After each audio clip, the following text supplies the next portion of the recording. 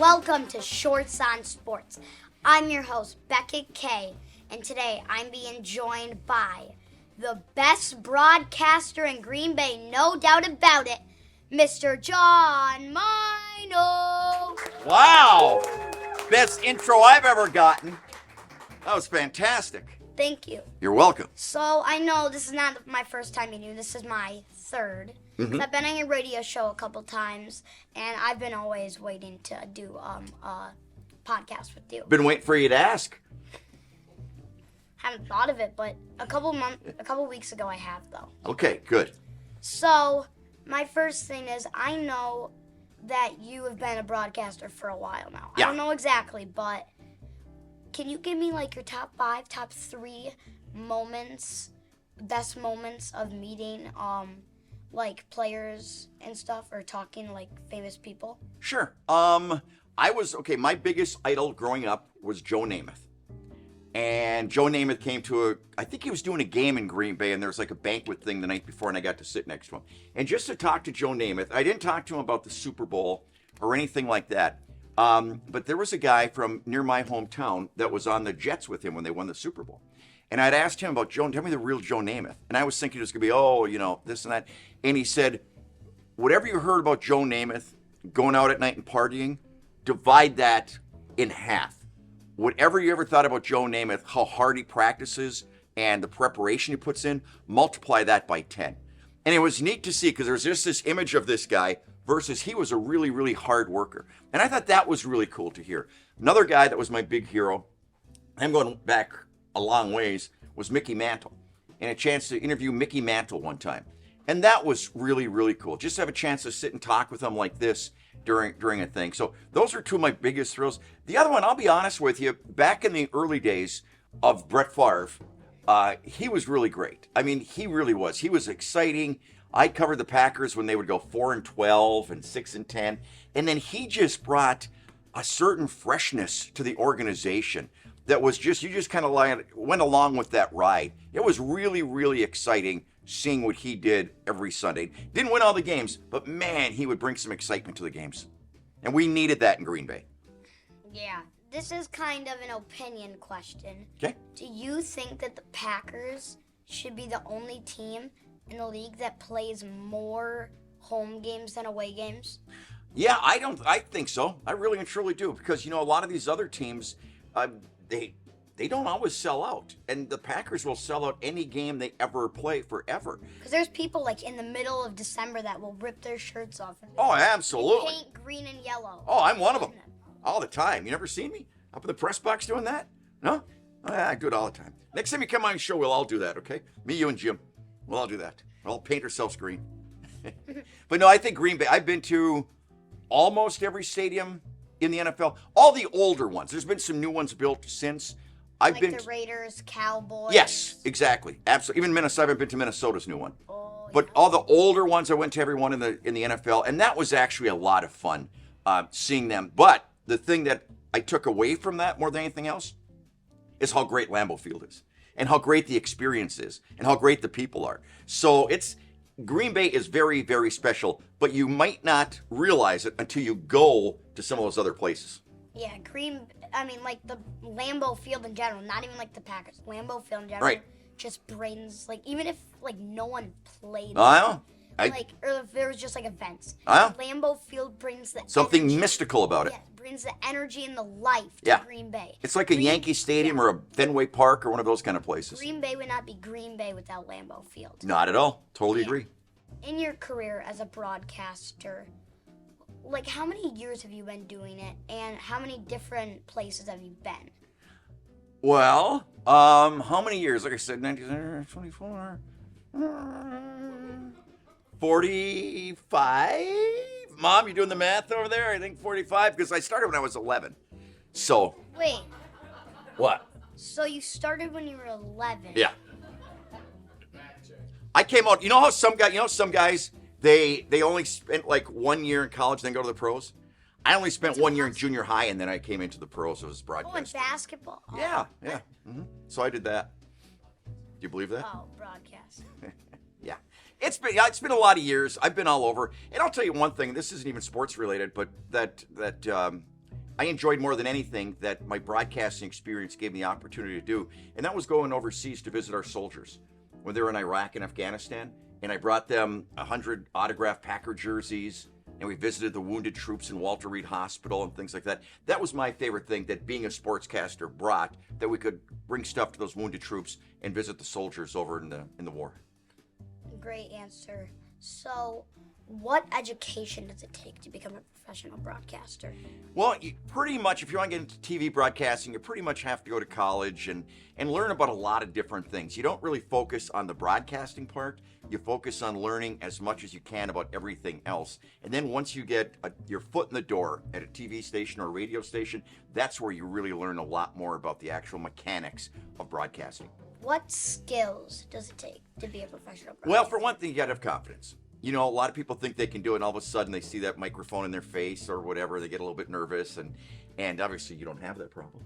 But for a lot of people, you'd be surprised at how that does become a factor. They think it's going to be a piece of cake, and then they just get a little bit overwhelmed sometimes. So having confidence in what you're doing, being prepared. You have confidence by being prepared. You know that. You prepare questions and everything. That's where the confidence comes from. And knowing what you're talking about. You got to be very, very sincere.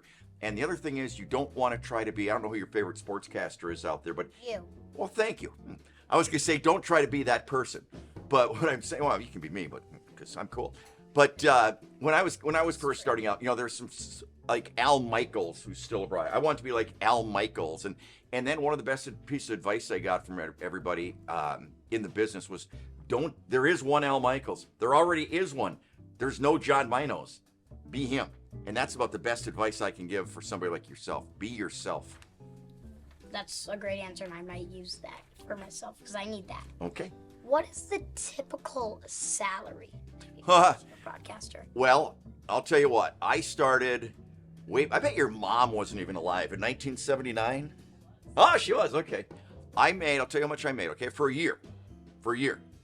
I was doing TV. I was doing both sportscaster out in a little town in Twin Falls, Idaho, okay? I was making $9,000 a year.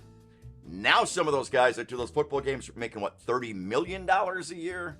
I mean, so when you ask the typical salary, it's so wide-ranging, it's unbelievable. Because I know one time on your show you were talking about, like, the differences between baseball tickets back in, like, the 80s. Oh, yeah. They're like $4, $5 versus now. Like $500. Oh, it's unbelievable. It's mind-boggling, yeah. What is the typical longevity for a professional broadcaster? Well, you can pretty much stay in it. I don't want to say for as long as you want, but, you know, if people are still watching you and listening to you, it's not like, you know, if you're a construction worker and your body just sorts of breaks down and things like that. It's just a matter of staying. I still think the most important thing is like staying relevant. You know, staying on top of things, you know, music, sports, what's going on out there in the world. That's really important. Don't let the world pass you by. Really, if you're going to be a broadcaster, you got to be right in the middle of things that are going on. What challenges do you go through along the way of being a professional broadcaster? Well, there's a lot of them. You know, covering sports seems like really, really fun.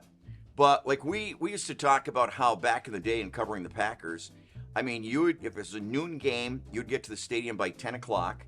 And then you would cover the game. You'd do lots of times. You do all the shooting yourself. You go into the locker room, chase down the guys for interviews. You know, if it's a bad game, there's gonna be some disgruntled players and aren't gonna be really happy to having a microphone in their face. So you got to deal with that. Then we'd go back to the TV station and we'd edit all this stuff and write all this stuff and report on it. So by the time we were done, it would be almost midnight. So we were putting in, you know, 14-hour days. People don't see. They see it when you're on the air. For those few minutes, they don't see the hours and hours behind the scenes that it takes to create those few minutes. Yeah, so do you sometimes when it wasn't like a non-Sunday or like a sports day, do you ever like go to bed till noon after reporting? Yeah, absolutely. As long as noon, 1, whatever. Whenever we got a day off after that, we just pretty much we cut up on our sleep because some of those days got really, really long.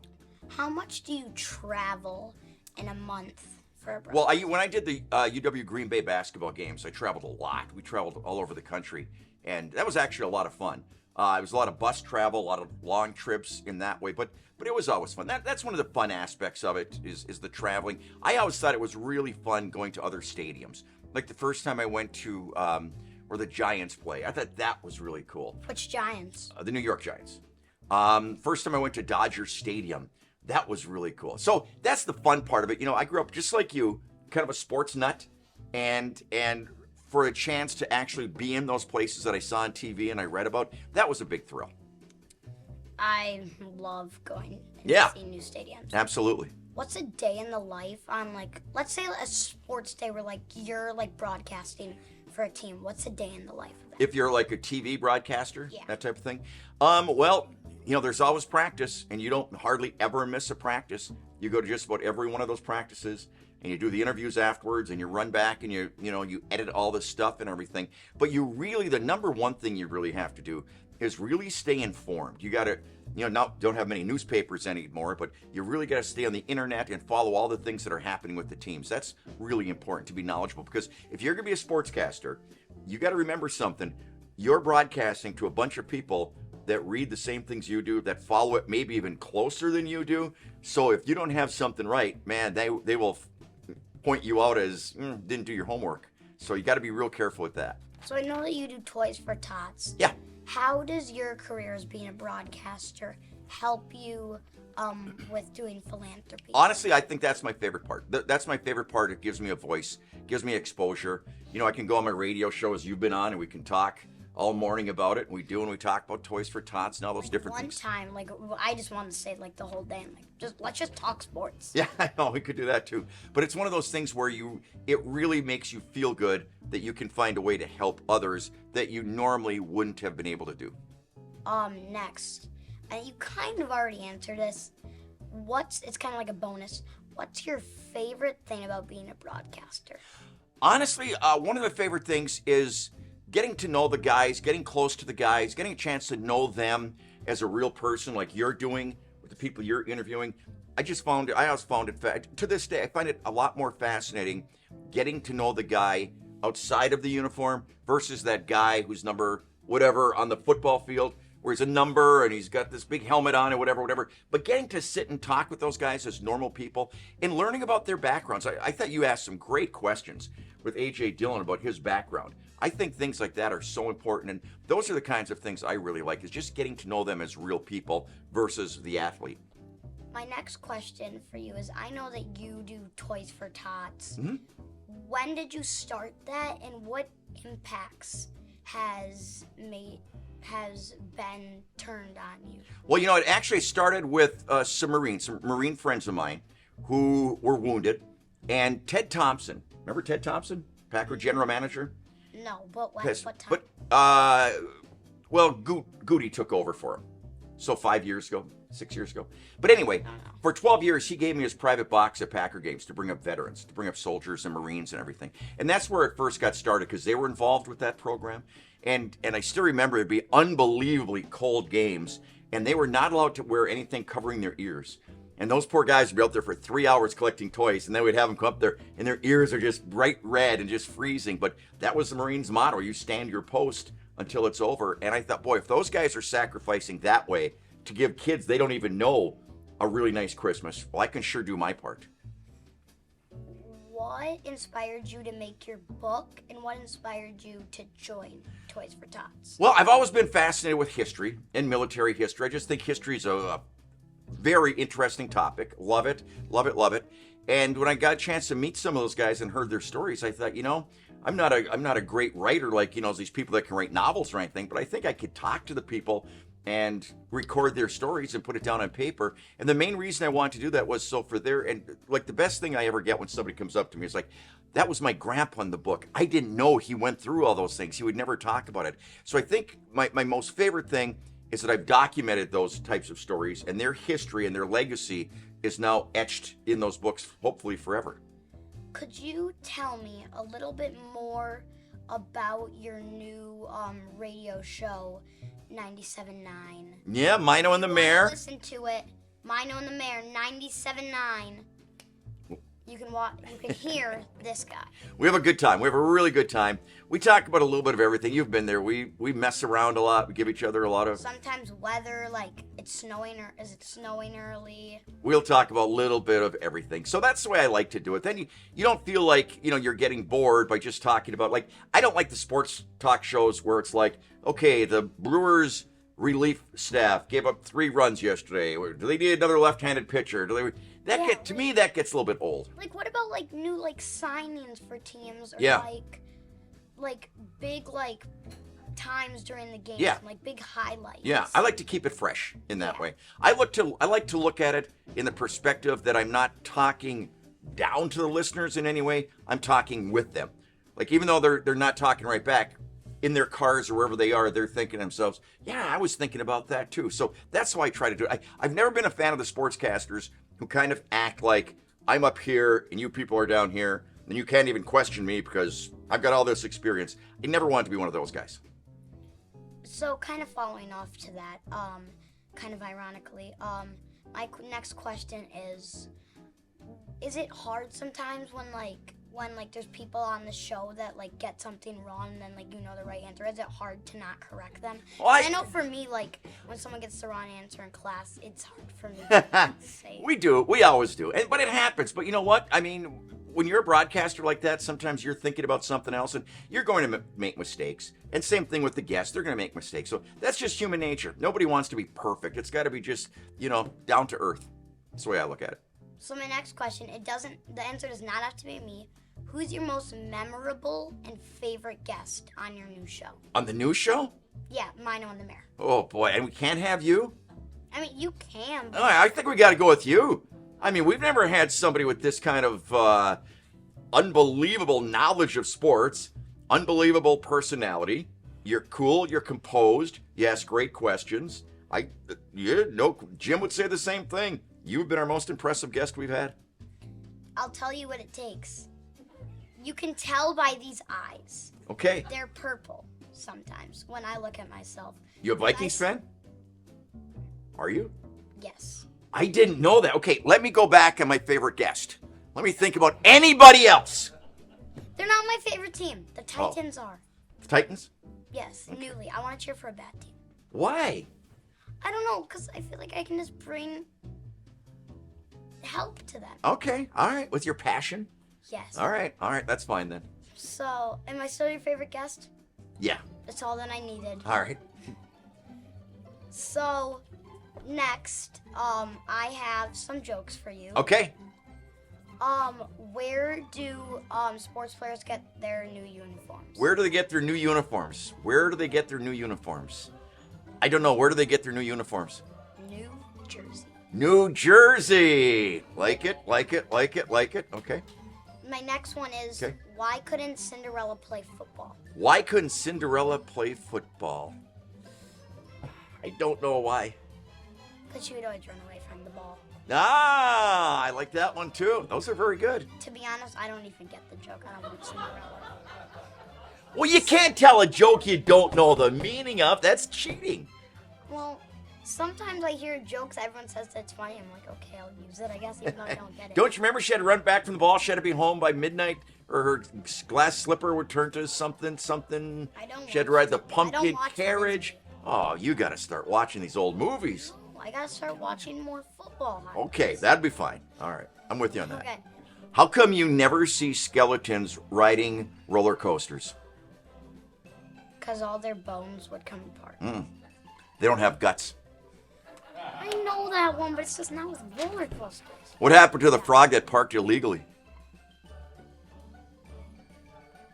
Oh, he got towed. Very good. All right. Yeah, and I'm also not afraid to say that I'm a bandwagon. I'm going to say to the camera right now, it's okay to like anything that you want. It's just about what you think. That's something to remember. I like it.